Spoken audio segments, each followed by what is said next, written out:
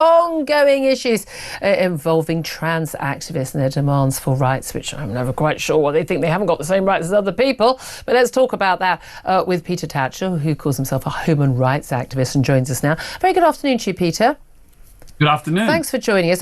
What do you make, just first of all, before we tackle what's been going on with the Supreme Court ruling, as a result of the CAS review last year into treatment of children within the NHS who believe that they are transgender, plan now for the NHS to test all children who believe they are transgender for autism, also to talk to them about their sexuality, about whether they may in fact be gay or bisexual, rather than, as they believe, that they are born in the wrong body, but crucially to see whether they're on the autistic spectrum, given that the CAS review and many other research has shown that actually a huge number of children who believe that they are trans are actually on the autistic spectrum. What do you make of that? I think the holistic approach is definitely the way to go. And indeed, that has been the practice of many people working in this field already. But yes, if there are other issues that may affect people who seek treatment for trans, then all the other potential issues in their lives should be thoroughly investigated. My only concern is that this may further delay treatment, if treatment is indeed designated and approved. Well, that's a good thing, isn't it? I mean, given that the treatment, as you say, is basically puberty blockers, although that would be illegal under the NHS right now, but we know that there are going to be studies and reviews which would allow this to happen basically by the back door, that actually this is a one-way route for an awful lot of young people into having their bodies and their lives changed forever. Incredibly damaging. No evidence that actually this improves their lives, improves their happiness levels. It should be delayed. And one of the issues at the Tavistock Centre, which was the main place this was happening before the CAS review, was that actually kids were, one appointment, second appointment, there you go, start on the puberty blockers, off you go. I mean, major mental health and physical treatment for children should be something you take slowly, shouldn't it? It is already taking very long time. The average wait for a first appointment for a trans person is 5 years. In some parts of the countries, it's 10 or 12 years for the first appointment. So no one is rushed into this process. Well, no, that's absolutely not true, because Peter, that's not true, because children were being seen. Time to speak. Yes, I know, because that is what you're saying isn't true. Let me answer your question. The holistic approach is good, but I fear it's going to further delay a proper assessment and a decision whether it is appropriate to proceed to hormone treatment and others. When is it ever appropriate for a child to get hormone treatment? Let me also answer your other question. You are against puberty blockers for young kids. Well, the NHS... I'm against untried, untested medical treatment of children. Yes, I absolutely stand firm on that. Puberty blockers are tried and tested. And they're found to be damaging to children. And they're widely used on the NHS for non-trans children with precocious puberty. That is, young kids who have early stage... Needing medical treatment. Who have early stage puberty. They are prescribed puberty blockers and have been for many years, with safety and efficacy. Children needing medical treatment. There's no such thing as a trans child. Do you genuinely believe there are children born in the wrong body? I believe there are children who believe that they are not the... But they're not born in the wrong body, so they don't need to be treated for something that isn't actually real, do they? Well, they do if they are genuinely trans, which they are in 99% of cases. What's that stat from? Sorry? What's that? 99% of cases they're genuinely trans. Where's that stat from? What does it mean? Well, we know from the evidence that puberty blockers have been prescribed with great benefit to thousands. No, we don't. No, that's not what any of the studies say. Stop interrupting me. Don't be so rude, please. No, well, stop saying things that aren't true, Peter. I let you speak. Oh, that's very good of you. Stop. When I say something untrue, feel free to jump in. Okay, well, I'm trying to. There have been hundreds of thousands of young people who've gone through trans treatments successfully and happily in dozens of countries around the There's world. no follow-up research at all. You can't make that statement. You have nothing to back that statement up for. There is no follow-up at all in most sex clinics, clinics treating kids for this. The clinics do follow-ups. They monitor. Did you read the Cass review? Did you actually read it? Yes, I did. And yet you're still making those statements. Yes, and Cass did not say that young people should be denied puberty blockers and hormone treatments. They said they should only be applied with caution, and that is correct. Because the evidence for them was actually that they were not good for children. But okay, I just want to clarify that you believe that 99% of children who are genuinely trans. I mean, I don't know child is born in the wrong body. It's an impossibility. But an awful lot of children seem to think that they are. I would not use that phrase and have not used that phrase. Okay. Do not impose it upon. Children who think that they are, huge proportion of them are either turn out to be gay or autistic. That's a very strong argument for not giving this sort of absolutely, no turning back treatment to any child, isn't it? Well, absolutely. And that's why the process is currently, and has for many years, been very slow and arduous. No one is rushed. He goes to a clinic and gets treatment the next day or the next month. It's years and years. No, that's simply not true. That's simply not true. We know people that has happened to. Honestly, some people may be waiting a long time. A lot of people don't. Right, look, let's come on to another issue. We had that Supreme Court judgment, which didn't change the law. It clarified what the law is now, what it is in the future, and what it has been since 2010 and the Equality Act, which established the rights of women to single-sex spaces, single-sex services and the like. An awful lot of bodies, whether it's NHS hospitals, whether it's Girl Guiding over the weekend and others, have basically said, some theatres and things like that, said, well, we're going to carry on. We believe, they say, respecting trans people's rights, and we are going to continue to allow men who identify as if they were women into the women's toilets and women who believe they identify as men into the men's toilets. Now, that is in breach of the law. Are they right to do so?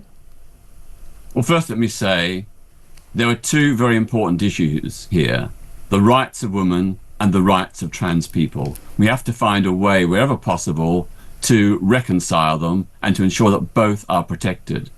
Biological sex is a reality. It's very important. Some women are women based on chromosomal sex, and that's correct. Some women are women based on gender identity. That is different, but it's equally valid. No. Only women are based on biological sex. And then there are men who either mistakenly or claim to believe that they are women. But they're not actually women. They're not women in law, and they're not women in practical reality. They are men. The Supreme Court did not define what biological sex means. Didn't. What? It didn't. So biological. You think that the Supreme Court ruling on biological sex of women includes men who believe they're women?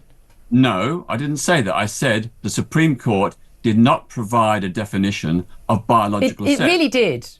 No, it didn't. What did it? Tell me what it was very, very clear about women being defined by their biological sex, and we know what the biological sex of a woman is. We know it's from her chromosomes. We know what a woman is, and we know what a man is. Well, so how can you be a woman if you're a man? Biological sex encompasses a range of different characteristics, primarily chromosomes, but also genitals, reproductive organs, hormones, and different ones from men, and secondary sex characteristics. So there's a multiplicity of things that define biological sex. So sadly, the Supreme Court did not give guidance on what it defines. No, but it doesn't need to, because we know what biological sex means, and it means I'm a woman and you're a man, and it's blatantly obvious to everyone you're a man, and it's blatantly obvious to everyone I'm a woman because of our biological differences. So how can you claim some women are women? I hate to tell you, I'm not a subset of women. I'm the only kind. Some women, i.e. all women, are biologically women, and some men who think they are women can wear what they want, live their lives as they want, call themselves what they want, that's fine.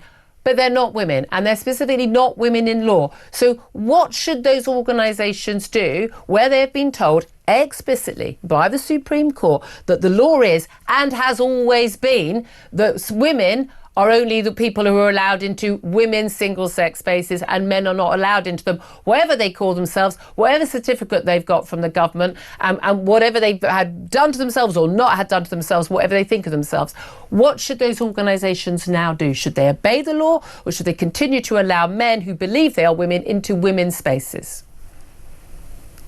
You have failed to provide a definition of biological sex. Haven't. The Supreme Court has failed to provide a definition. You don't know what a woman is. In law, definitions are very important, so we avoid confusion and we ignore injustices and ensure fairness. But let that pass. No, let's not let that pass. I know what a woman is. Everyone knows what a woman is. Even Keir Starmer apparently miraculously knows what a woman is. Do you genuinely believe that a man with male chromosomes, penis and 2 testicles, genuinely, who says, I am a woman, whether they've got a gender recognition certificate or not, that person is a kind of woman? Well, I have a friend who is intersex. We're not talking about intersex. Yes, because you think we're not talking about biological sex is that simple. Wasn't the question I asked you. You think it's simple. It's not. There are simple. a tiny percentage of people who are intersex, but we're not talking about that. I asked you.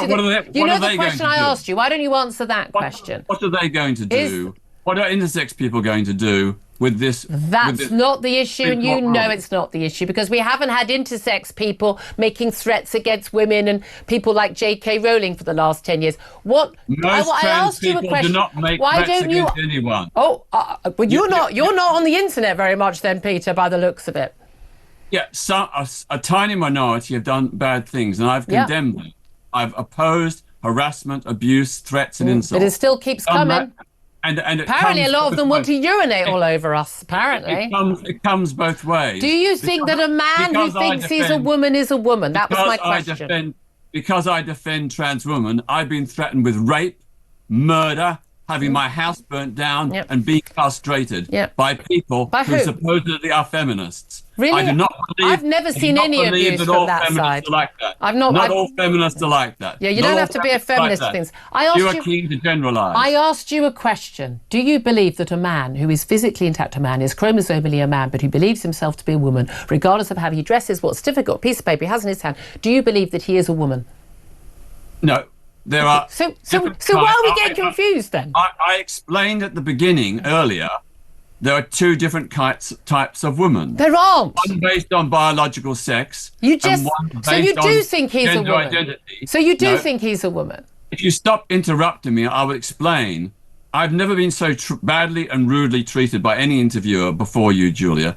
Because you won't answer my question.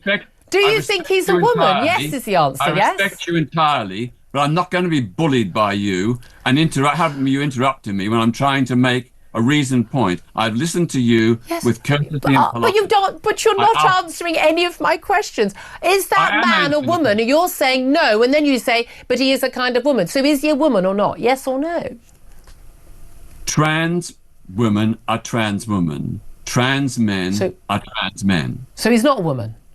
So he's not allowed in the bathroom of a woman then? Is it? In which case, that is the problem with the Supreme Court decision and its interpretation by the Equality and Human Rights Commission. They are saying that trans women cannot use the female toilet because they're men, and in certain circumstances they cannot use the men's facilities either. So where are they supposed to go? They didn't say that. They said you should use the toilets of your actual biological sex. They were very very clear about that. They couldn't have been more explicit. Final attempt at this question: what should those bodies, hospitals, Girl Guides, or whatever, what should they do in the wake of the Supreme Court ruling? Should they or should they not allow men, you call them trans women, but men into women's safe personal spaces? Yes or no? The Supreme Court has said that trans women must use women's toilets. No, they said the opposite. Can you imagine the shock of women going into the toilet and being confronted by a trans man? That's going to cause huge distress. And they've also said that trans women have to use men's toilets, which could put them at greater risk of robbery and rape. That is not a Oh, good yeah, decision. because women are at so much risk from being around men in the toilets. It's almost like there was a reason why women didn't want men in their toilets. We'll have to leave it. We're so over time. Peter Tatchell, human rights activist, do come on again. Honestly, I only interrupt if someone says something that's not true or I don't get an answer to the question.